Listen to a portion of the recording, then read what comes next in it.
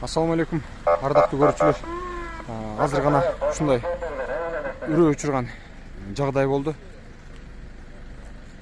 Ош шаарынын четирегинде Тыда мына ушундай жол кыймылы аябагандай катуу ДТП болду. Бул жерде Портер 2 жүк ташуучу унаасы келип фуранын артына сүзүлүп калган. Биринчи фура кирип кеткен 1 саат мурун. Ал фуранын нээси үчүн түшүп бул жерде адам издеп ал жак бул жак болгу чейин артынан келе эле мына ушул учурда Портер автоунаасы келип артынан сүзгөн аны. Ушул учурда Портердин ичинде 3 адам болгон.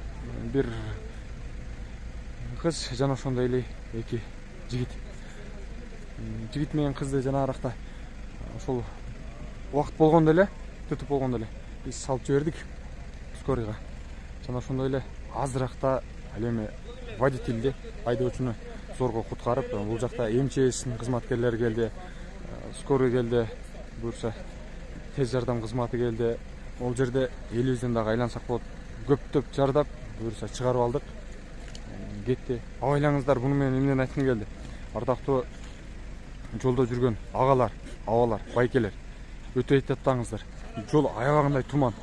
Мына ушундай үрөө учурган маселе жаралбаш үчүн өзүңүздөрдү сактаңыздар, караңыздар. Алла таалам шифа берсин, сагайып кетсин. Буюрса тынч аман машина темир нерсе табылат. Азыр мен сиздерге кичине көргөзүп коеюн.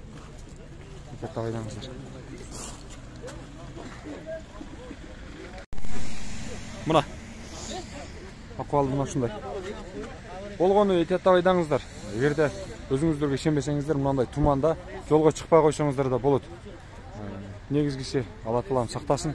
Жолдо жүргөндө эhtiyаттап жүрүңүздөр. Айтканды аткарып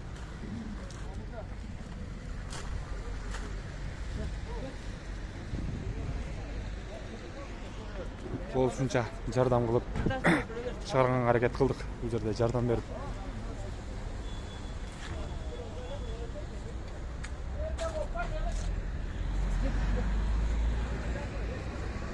Бул нерсе 2024-жылы 15 январда болгон кырсык.